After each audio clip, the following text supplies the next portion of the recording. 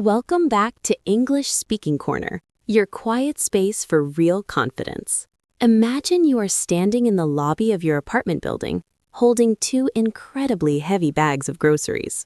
Your arms are shaking, the frozen pizza is pressing cold against your leg, and your neighbor is telling you a very long story about her garden. You are desperate to leave, but you keep nodding because you are terrified of being rude. I honestly used to take the stairs to the fourth floor just to avoid my neighbor, Mrs. Gable, because once she started talking, I simply did not have the vocabulary to break away without feeling guilty. In this episode, we are going to learn the exit strategy, which consists of 3 gentle phrases to end any conversation with warmth, ensuring you never feel trapped again. That scenario you described, Anna, with the heavy bags and the frozen food, is the stuff of nightmares for so many of us. It is not just about the physical discomfort, it's the social panic. Exactly. It's that specific moment where you realize the conversation is over for you, but it's not over for them. You are physically stuck. You want to move toward the elevator or your front door, but your feet feel glued to the floor because you don't know the magic words to break the connection. And in our native languages, we have these little signals. We know exactly how to shift our tone or what small phrase to use that signals, I am leaving now, without actually saying I am leaving. But in English, especially when we're learning, we tend to be either too direct or too passive. That is the perfect way to describe it. Too direct or too passive. If you are too direct, you might say something like, I must go now, goodbye. Which sounds like a robot, or worse, it sounds like you're angry. Right. It feels abrupt. It feels like you are slamming a door in their face. So to avoid that, most learners go to the other extreme. They become too passive. They just stand there, nodding and saying, yes, uh-huh, oh really, while their ice cream melts and their arms hurt. I have been that person. I have stood in hallways for 20 minutes listening to stories about cats or the weather, just hoping the other person would stop talking so I could leave. I felt like a hostage in my own building. You are not a hostage, Mark. You just need a bridge. The problem with saying goodbye is that it's a final destination. You can't jump from listening to a story straight to goodbye. It's too big of a jump. You need a bridge to get there. We call this the pre-closing. The pre-closing, I like that. It sounds like a strategy. It is a strategy. It's a set of phrases that warns the other person that the conversation is ending, but does it gently. It prepares them for the goodbye, so that when you finally say it, it feels natural and warm, not rude. So where do we start? If I'm standing there with my heavy bags and my neighbor is talking about her tomato plants, what's the first step on this bridge? The first step is what I call the pivot. You can't just interrupt them with your excuse.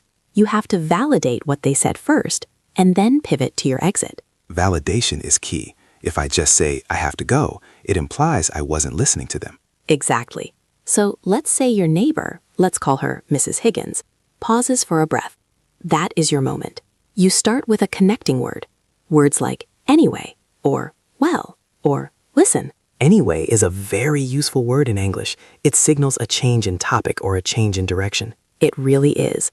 But you need to pair it with a compliment or a validation of what they just said. For example, if she is talking about her garden, you might say, that sounds wonderful, Mrs. Higgins, but I really must get going. Let's look at that structure. That sounds wonderful is the validation, but is the pivot, and I really must get going is the exit. Precisely. Let's try another one. Imagine she is telling you about her cat's visit to the vet. It's a sad story. You can't say, that sounds wonderful. No, that would be terrible. In that case, I might say, I am sorry to hear that, but I better let you go. That is a fascinating phrase, Mark. I better let you go. I want to pause on that because it is one of the most secret weapons in English social skins. It is a classic future fake, isn't it? It is. A future fake is when you frame your exit as a favor to them. Instead of saying, I want to leave because I am tired, you say, I better let you go because you are busy. It is brilliant psychology. You are taking the burden of leaving onto yourself, but phrasing it as if you are being considerate of their time. I won't keep you any longer. I won't keep you. That is the golden phrase. Everyone listening needs to memorize this. I won't keep you. It implies that you are the one holding them back, even if they are the one talking nonstop. It allows everyone to save face. It makes you look polite, and it makes them feel important. Let's practice the rhythm of that. Imagine the heavy bags again. Mrs. Higgins is talking. She pauses. You say, "Well, I won't keep you any longer, Mrs. Higgins." And you have to say it with a falling intonation, right? You cannot say it like a question. You cannot say, "I won't keep you." No, that sounds unsure. You need to be firm but warm. "Listen, I won't keep you." It signals that the interaction is finished. So we have the pivot, that sounds great, and we have the future fake, "I won't keep you." What comes next? The third piece of the bridge is the physical excuse. This is where your heavy bags come in. Sometimes the best way to leave is to blame an object or a situation that is out of your control. This is perfect for the grocery scenario.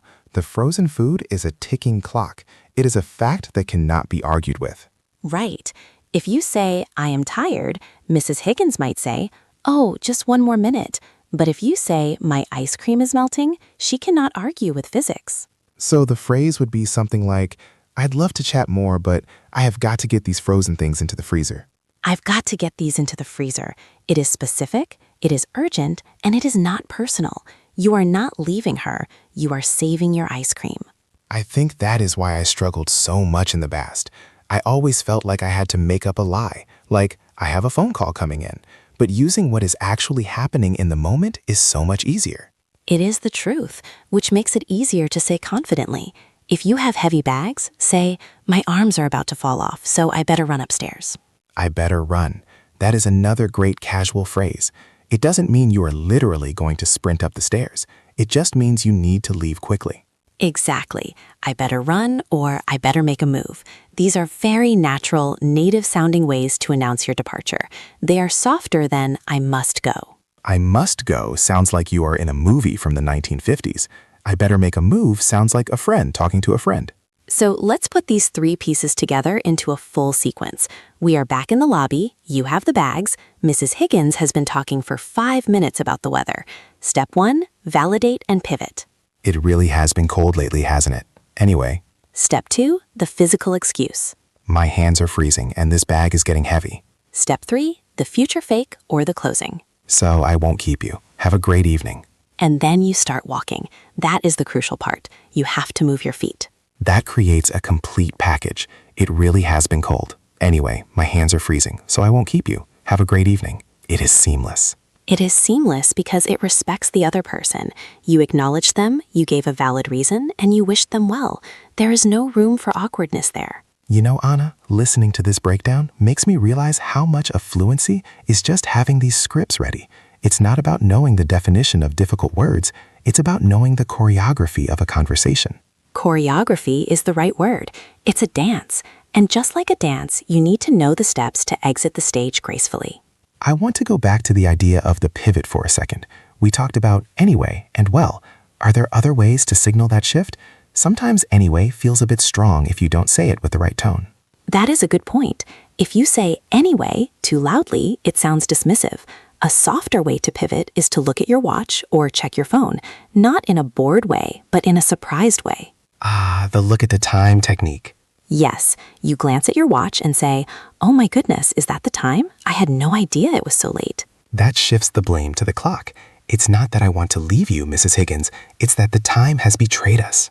Exactly. Look at the time. I really must get dinner started. This works perfectly for the evening routine. If you're coming home at 5:30 or 6 p.m., everyone understands the need to start dinner. I have to get dinner started. That is universal. Nobody is going to say, "No, stay here and starve."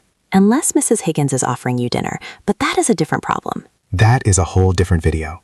Let's talk about the specific phrase, "I'd love to," because this is a very gentle way to soften the blow. I'd love to stay and chat, but... This is wonderful because it expresses desire. You are telling them, my heart wants to stay, but my reality forces me to leave.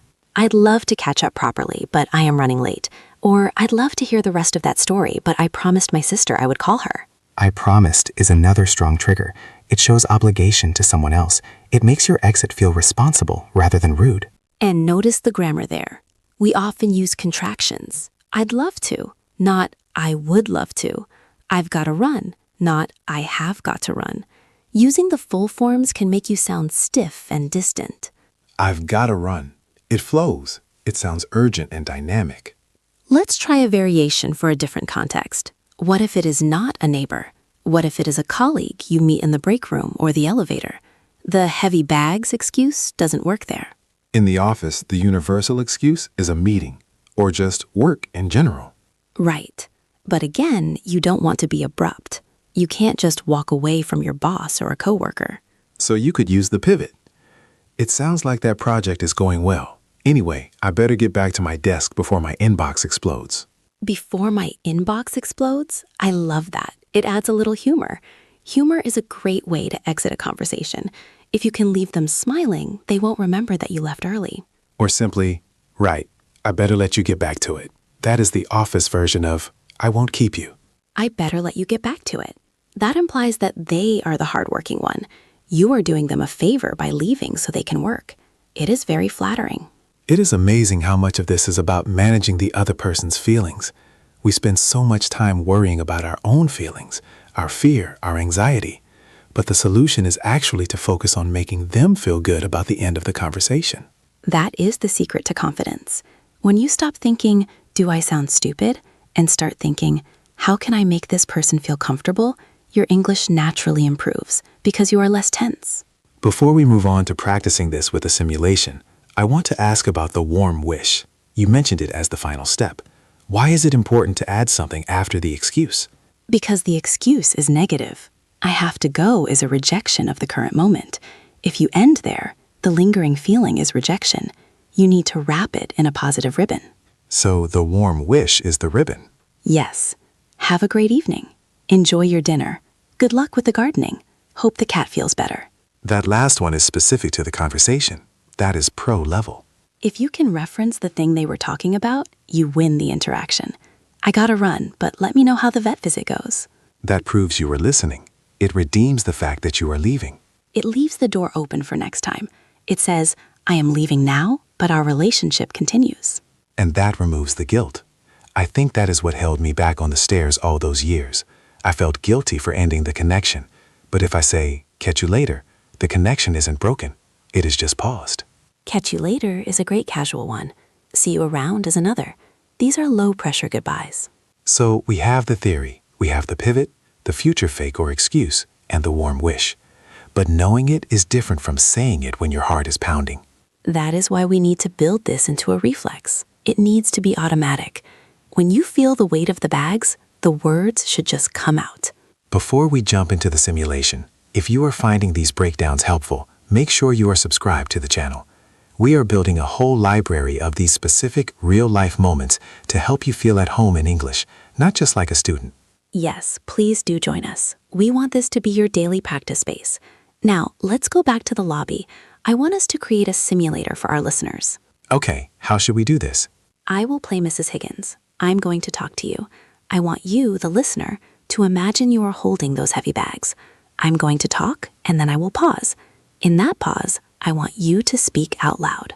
Speak out loud, right where you are. If you are on the bus, maybe whisper. If you are at home, say it clearly. We will do this in 3 stages. First, practicing the pivot, then the excuse, then the full exit. Ready? Imagine the lobby. It smells like floor wax and old mail. You have the bags. Here comes Mrs. Higgins. Oh, hello. I haven't seen you in such a long time. You know, the weather has been absolutely dreadful, hasn't it? My poor tomatoes are just drowning in all this rain. Now, validate and pivot. Say, it has been terrible, hasn't it? Anyway. Pause for listener. Did you say it? It has been terrible. Anyway. That anyway is your key. Now, let's add the excuse. I am still talking. And the weeds are just everywhere. I was out there for 3 hours yesterday. Now cut in. Say, I'd love to hear more, but my ice cream is melting. Pause for listener. Good. You asserted your need. My ice cream is melting. Now, let's do the full sequence. I am going to ramble for a moment, and then I want you to do the whole thing. Validate, excuse, warm wish. Get ready. Remember, pivot, ice cream, goodbye. And then my nephew called and he said he is coming to visit next week, which is lovely, but I have so much cleaning to do before he arrives. Go. Say, that sounds busy. Listen, I better get these frozen things upstairs so I won't keep you. Good luck with the cleaning.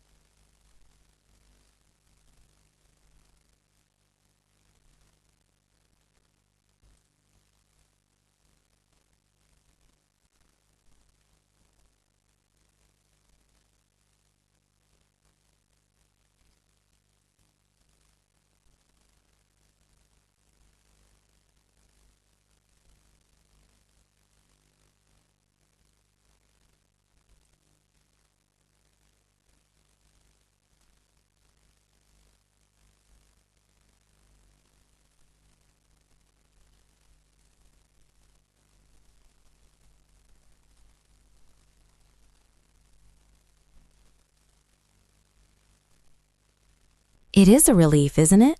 To know you can leave. It really is. Thank you for practicing with us today. Remember, confidence is not about knowing every word in the dictionary. It is about having the right script for the right moment. You have got the script now. You just need to use it. We will be back soon with more clear dialogues to help you speak like yourself. Until next time, take care. And we won't keep you any longer. Have a great day.